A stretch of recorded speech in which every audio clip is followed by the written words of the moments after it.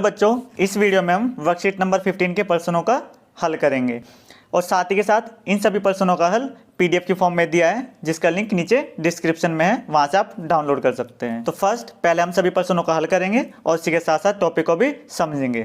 तो स्टार्ट करते हैं। प्रश्न 1 है, पीओपी का पूरा नाम क्या है और इसके 3 उपयोग लिखिए। तो पीओपी का पूरा नाम प्लास्टर ऑफ पेरिस होता है और इसका जो हमारा रासायनिक नाम होता है कैल्शियम सल्फेट हेमीहाइड्रेट। हेमी का मतलब हाफ, आधा होता है, और हाइड्रेट का मतलब पानी होता है। तो इसलिए इसका रासायनिक सूत्र क्या होगा, CSO4 हाफ H2O, जिसे भी हम आगे भी डिस्कस करेंगे। लेकिन तो इसमें प्लास्टर ऑफ पेरिस के उपयोग। तो फर्स्ट, इसका उपयोग टूटी हुई हड्डियों की सुरक्षा के लिए प्लास्टर के रूप में पीओपी का इस्तेमाल किया जाता है। जहां से भी हड्डी टूटेगी वहां पर पीओपी का प्लास्टर किया जाता है, जिससे वो जुड़ जाती है। सेकंड, इसका उपयोग सुंदर और डिजाइनर छतें बनाने के लिए किया जाता है और कमरे के इंटीरियर मीन्स दीवारों पर भी डिजाइन बनाने के लिए किया जाता है। थर्ड पॉइंट है, खिलौने और अन्य सजावटी सामग्री बनाने में भी इसका उपयोग किया जाता है या लाया जाता है। सेकंड क्वेश्चन है, उदाहरण सहित क्रिस्टलीकरण का जल परिभाषित कीजिए। लवण के एक सूत्र इकाई में जल की निश्चित अणुओं की संख्या को क्रिस्टलन का जल कहते हैं। जैसे फेरस सल्फेट, फेरस सल्फेट हमारा FeSO4 डॉट में 7H2 होता है।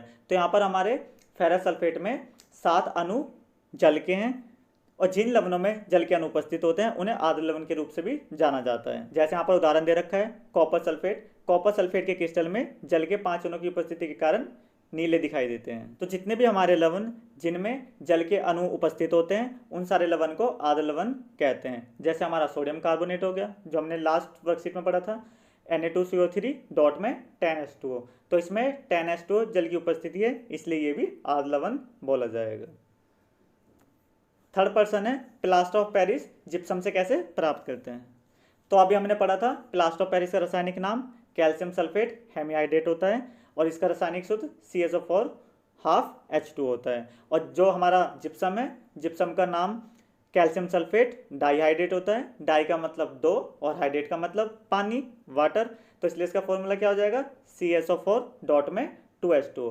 और जैसे हमारे calcium sulphate dihydrate means gypsum को 373 डिग्री केल्विन पर हीट किया जाता है, गर्म किया जाता है, तो वो हमारा calcium sulphate hemihydrate means plaster of Paris CSO4 dot में हाफ H2O बनता है। और जो हमारा 1.5 मीन्स 3/2 H2O होता है वो हमारा वाष्पीकरण हो जाता है, जैसे नीचे अभिक्रिया में दिखाई दे रहा है। जैसे हमारा जिप्सम 373 केल्विन पे गर्म किया गया तो हमारा प्लास्टर ऑफ पेरिस बना और जो हमारा 3/2 H2O था वो वाष्पीकरण हो गया। यहाँ पर लिखा है plaster of Paris CSO4 dot half H2O होता है। यह जिप्सम को लगभग 373 गर्म करने पर यह जिप्सम को लगभग 373 केल्विन पर गर्म करने पर प्राप्त होता है। इस तापमान पर जिप्सम में उपस्थित जल के अणु वाष्पित हो जाते हैं। कितने, 1n 1/2 मीन्स 3/2 पानी के जो अणु हैं वो वाष्पित हो जाते हैं और प्लास्टर ऑफ पेरिस में बदल जाता है और हमारा प्लास्टर ऑफ पेरिस बन जाता है। क्वेश्चन 4 है, किसलिए कॉपर सल्फेट गर्म होने पर क्या होता है, घटित नए पदार्थ का रंग लिखो। जैसा भी हमने क्वेश्चन 2 में समझा था, जो हमारा क्रिस्टलीय CSO4 होगा उसका रासायनिक सूत्र क्या होगा, CuSO4 डॉट में 5H2O। इसमें 5 जल के अणु की उपस्थिति होती है, इसी के वजह से इसका कलर नीला दिखाई देता है, जिसे हम नीला थोथा भी बोलते हैं। जब जैसे हम इसे गर्म करेंगे तो गर्म करने पर क्या होगा, 5 जल के अणु वाष्पीकृत होंगे तो यहाँ पर क्या बचेगा, CuSO4, जिसका रंग कैसा होता है, सफेद होता है। हमारा यहाँ पर नीले रंग का क्रिस्टलीय CuSO4 सफेद रंग के CSO4 मीन्स कॉपर सल्फेट में बदल जाएगा। जैसे यहाँ पर लिखा है, जब क्रिस्टलीय कॉपर सल्फेट के क्रिस्टल को गर्म किया जाता है तो ये अपने जल के 5 अणुओं को खो देता है, जिन्हें क्रिस्टलन का जल कहते हैं, और इसका रंग सफेद हो जाता है। जैसा नीचे चित्र में दिखा रखा है, जो हमारा नीले रंग वाला है ये क्रिस्टलीय CuSO4 है, जिसका रासायनिक सूत्र CuSO4 डॉट में 5H2 है। इसमें 5 जल के अणु की उपस्थिति है, मगर जैसे ही हम इसमें उष्मा देंगे तो ये हमारा अजलीय कॉपर सल्फेट बन जाएगा। यहाँ से 5 अणु वाष्पीकृत हो जाएंगे और जिसका रंग सफेद होगा। तो यहाँ पर हमारा नीले रंग से सफेद रंग में बदल रहा है। प्रश्न 5 है, किन्हीं 3 आर्द्र लवणों के नाम और रासायनिक सूत्र लिखिए। तो फर्स्ट कॉपर सल्फेट, जिसे अभी हमने पढ़ा था, CuSO4 डॉट में 5H2O, जिसका नीला रंग होता है, इसलिए से नीला थोथा भी बोला जाता है।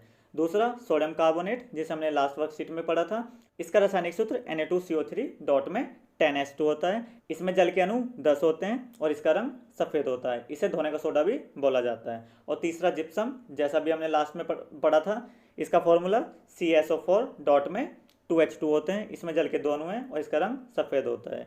इसमें हम प्लास्टर ऑफ पेरिस को भी ले सकते हैं, जिसका सूत्र CSO4 डॉट में ½ H2 होता है और जिसका रंग सफ़ेद होता है। यहाँ पर हमने सभी 5 प्रश्नों को अच्छी तरीके से हल कर लिया है और उनके आधार पर टॉपिक को भी समझ लिया है। तो जैसे हमारा फर्स्ट टॉपिक था प्लास्टर ऑफ पेरिस, जिसका रासायनिक सूत्र CSO4 ½ H2 होता है और इसका नाम कैल्शियम सल्फेट हेमीहाइड्रेट होता है और इसे जिप्सम से बनाया जाता है। इसके जो गुणधर्म है, एक तो सफ़ेद कलर का होता है और जब इसे पानी के साथ अभिक्रिया करता है तो ये जिप्सम बना लेता है। जिप्सम को गर्म करेंगे तो दोबारा हमारा प्लास्टर ऑफ पेरिस में बदल जाएगा। और इसके सारे उपयोग अभी हमने पर्सन 1 में समझे हैं। और दूसरा टॉपिक जल का क्रिस्टलीकरण, इसे भी हमने पढ़ लिया है। जिन भी लवण में हमारे जल के अणुओं की उपस्थिति होगी वो हमारे लवण आर्द्र लवण बोले जाएंगे, कहे जाएंगे। जैसे इसका उदाहरण था CSO4 डॉट में 5H2O कॉपर सल्फेट, इसमें 5 जल के अणु की उपस्थिति है इसलिए इसे आर्द्र लवण बोला जाएगा। और 5 जल के अणु की उपस्थिति की वजह से इसका रंग कैसा होता है, नीला होता है। मगर जब हम इसे गर्म करते हैं, इसमें उष्मा देते हैं, तो इसमें जो 5 जल के अणु हैं वो वाष्पीकृत हो जाते हैं और क्या बचता है, CSO4 अजलीय CSO4 बचता है जिसका रंग सफ़ेद होता है।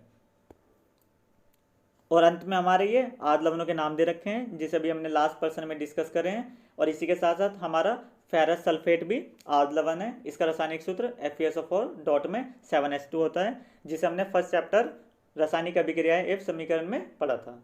तो मैं आशा करता हूँ आप सभी प्रश्नों के हल को अच्छी तरीके से समझ गए होंगे और उसी के साथ साथ सारे टॉपिक भी अच्छी तरीके से क्लियर हो गए होंगे। अगर वीडियो अच्छी लगी हो तो चैनल को सब्सक्राइब करें, हम ऐसे आगे वर्कशीटों के सॉल्यूशन लाते रहेंगे। Okay, thank you.